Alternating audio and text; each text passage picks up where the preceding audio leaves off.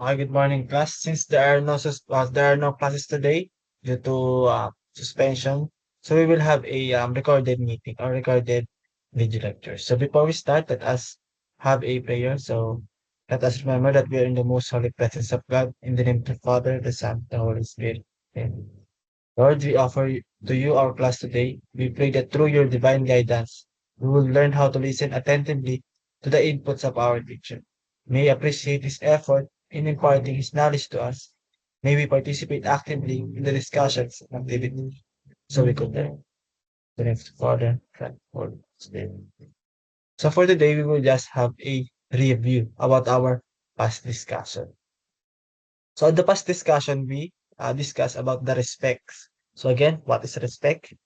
Respect means a feeling of deep admiration for someone or something elicited by their abilities, qualities, or achievements. So like for example, student respecting the teacher since teachers have the abilities or qualities for it to be or for him to be respected. And what are those abilities of a teacher? A teacher can educate or can teach the student. And for that reason, student respect their teachers. Also, people also respect people um, because of the age or because of the elder, elderly age or old age. So in Filipino or in Filipino culture, we have this Filipino mannerism called pagmamano or po at opo. This is our way of showing our respect to our elder ones. So like for example, when we go home, we do this mannerism like for example, pagmamano. But for some, they opt to they opt to uh, kiss their parents instead rather than pagmamano. Okay, so also we discuss this quote, respect ourselves, guide our morals, respect other, guides our matters. So in respect, we should not only respecting others, so we should also respect ourselves. So in respecting ourselves, it is called a value of dignity. So what is dignity? It is a sense of pride in oneself, self-respect according to Oxford Dictionary. Human dignity originates from God and is of God because we are made in God's own image and likeness. So in a religious aspect, it is said that we should respect ourselves because ourselves or our image is made out of image and likeness of God. So if we do not respect ourselves, it means that we also not respecting the creation or the power of God, since God created us from His image or own image and likeness. So we should have a appreciation of our own abilities and experience. So even though we lose in, like for example, in a competition, if we have a low grades, we still have a dignity since we have a lot more abilities other than that particular competition. Okay, so I also asked you about, do you have dignity or do you respect yourself? So I remember that you said that you respect yourself simply because you love yourselves. And also, you must love yourselves or you respect yourselves because who will respect you other than yourself? And also, each person has dignity, even those even those who seem to have lost it because of their disability, economic status, or desperate situation. This dignity was inborn, and no word or act can make a person lose his or her dignity. One's dignity is not determined by one's social status. So it is said that we have this we gain or we achieve dignity as soon as we are born in the world. So even though we have disability, like for example, those people who have um disability, like for example, they have cancer or other illnesses, they still have dignity. No people can take that away from them. Also, it can dignity cannot be determined by one's social status. So even though you are rich, you are middle class or you are poor, you still have dignity. So in short, or to summarize, dignity exists in every people. So it cannot be taken away from anyone. So this is the it has similar meaning to this particular quote, the golden rule. So do not do to unto others what do not want them to do unto you. So it means, or in Tagalog, huwag mo gawin sa iba ang ayaw mong gawin sa'yo. So if you don't want to be hurt, don't hurt others. So if you don't want to be bullied, don't bully others. So we also have this called karma. So if you do something bad to others, it can retaliate to you later or sooner. So like for example, if you do bad to other, it can come back to you. But if you do good to others, it can also bring good to you.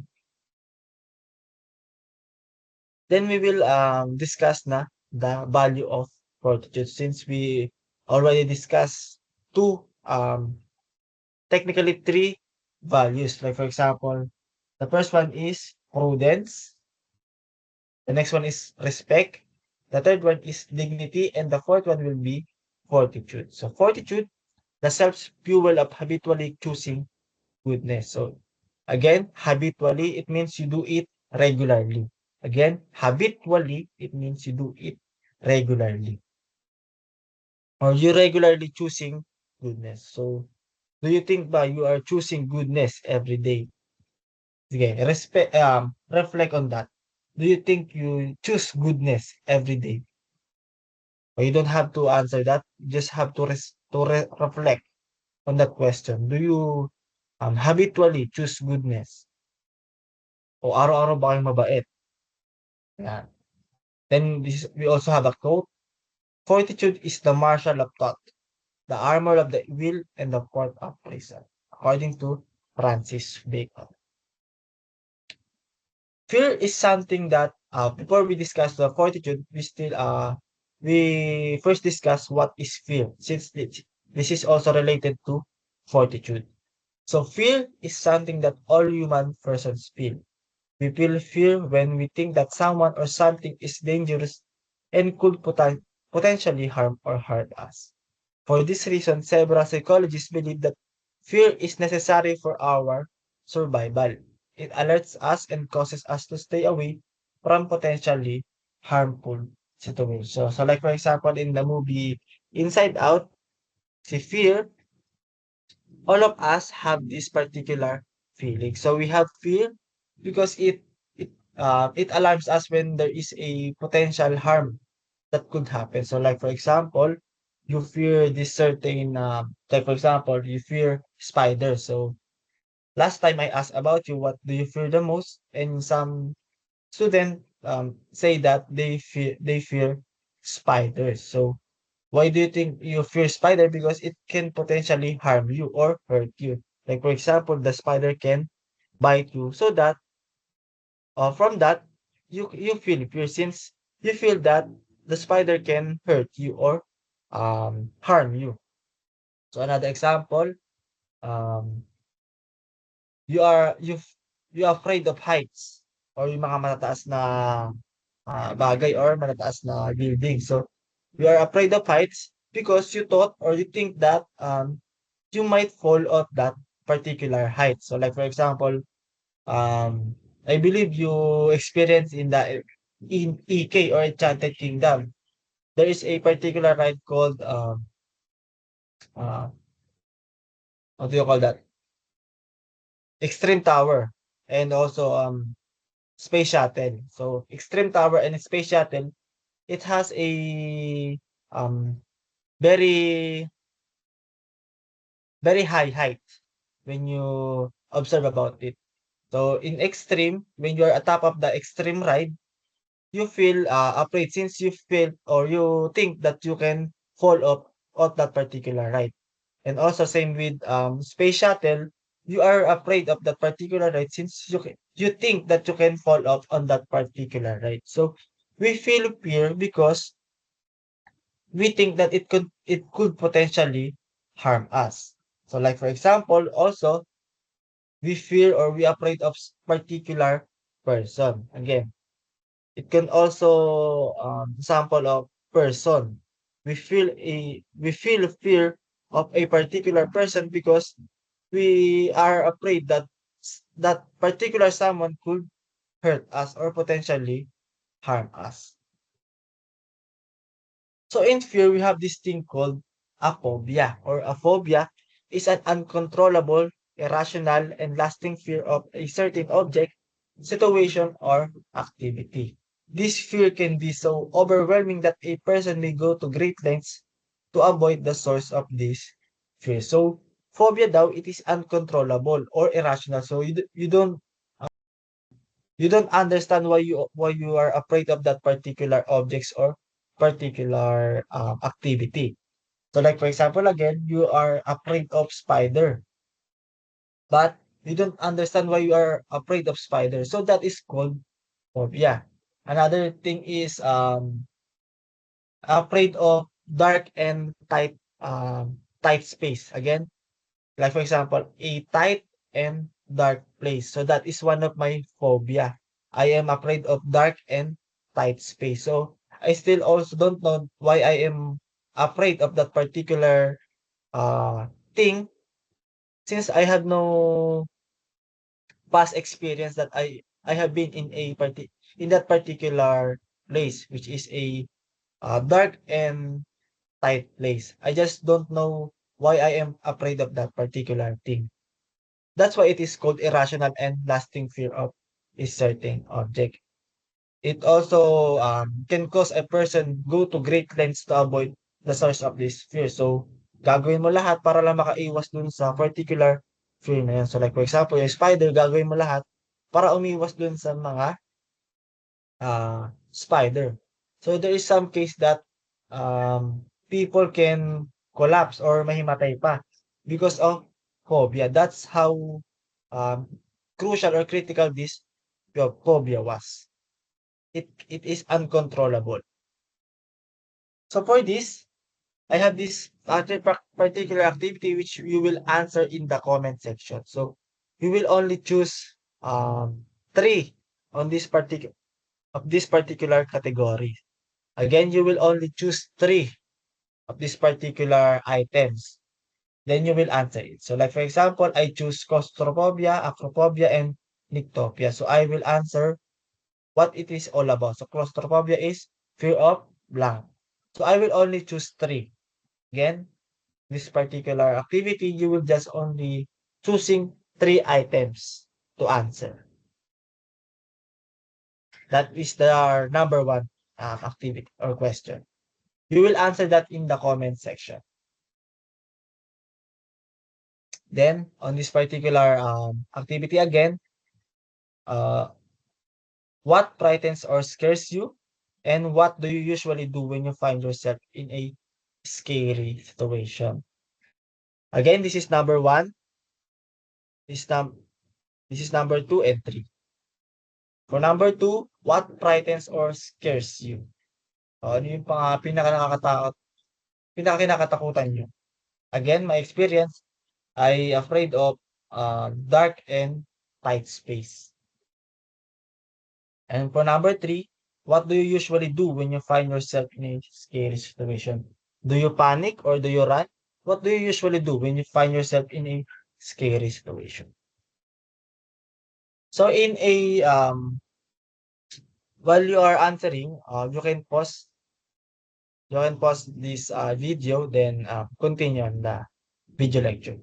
So in fear, we have two types of fear. So we will discuss about that later. So holy fear versus bad fear and anxiety. Like many things in this world, fear can be good and bad. As mentioned earlier, fear is something that we all feel. We feel fear when we think that someone or something is dangerous and could potentially hurt us. So take note, we think that someone or something is dangerous. So it is not limited to a thing. This also can concern to a person. So as I have mentioned, there is two type of fears, the good fear and bad fear. So let us first discuss what is good fear. Good fear means we also feel fear when believe that a situation would hurt or harm the people we believe or we love or the belief that is valuable to us. That is a good type of fear. That this is fear that leads us to act positively. Good fear is a fear coupled with love. So like for example, fear of God. So when we say fear of God, it is not a bad fear. Since when we say fear of God, it doesn't mean na like for example, when we go to church, it doesn't mean na fear of God, literal na takot tayo sa Diyos or takot tayo magsimba. Fear fear of God means we fear God because we love God. We don't want to disrespect God. That's why we have fear of God. Um, we fear God because we want a good fortune, good blessings. That's why we fear of God. And also we fear God because He is the one who created us and He is the one who guide us in our daily life. So we respect and love God. That's why we fear of God. It is doesn't literally mean that we are scared of God. We are we love God. So that's why we have fear of God. Again, it is not scared of God. It means we fear of God because we love God. And on the next one, we also have bad fear. We have bad type of fear. This is the fear that paralyzes people. So what does it mean by paralysis? So reflect. What does it mean by paralysis? So you can answer on yourself. What do you think is the meaning of paralysis? So paralysis means you can move properly or you can't function properly. So there is a to certain type of fear that can cause paralyze to people. So this is fear that paralyzes people, mourning instead of inspiring people to do good things. It makes people stop and do nothing. Since you are paralyzed, you can function well. People stop and do nothing, but fear can confuse the mind, leading the actions that are not ethically acceptable, but fear can also lead to anxiety. So one of the great example of this was bullying. So I hope there is no bullying in our classroom and in our school. So bullying is one of the example of bad fear since it can cause uncontrollable actions to the people or that it can cause anxiety to the people or to the students. So since you are afraid of that particular person, and so uh you can do bad things also. Like for example, you are being bullied in the school. Again, like for example, you are being bullied in the school. So in a way for you to accommodate that, for you to accommodate that particular bullying experience, you also do that bullying to at your home or you also bully your siblings because you want to accommodate or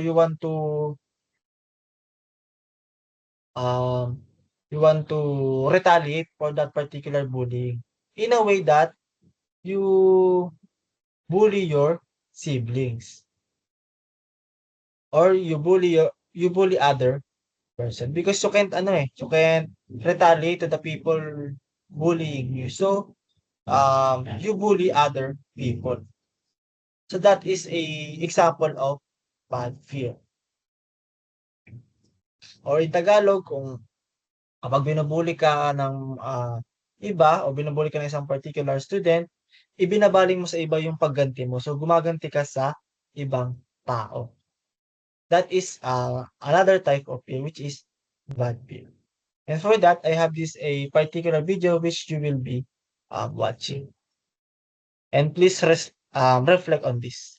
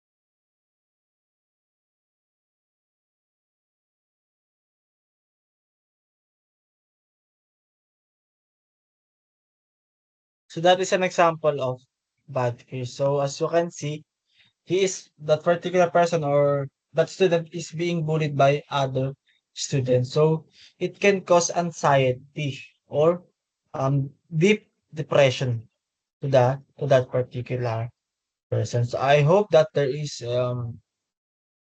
no case of bullying in our classroom since it could cause devastating loss for the students. So this will be the end of our discussion. So I hope you learned something. So on the next meeting, we will also further discuss this particular topic. So with this, thank you for listening, and I see you on our episode.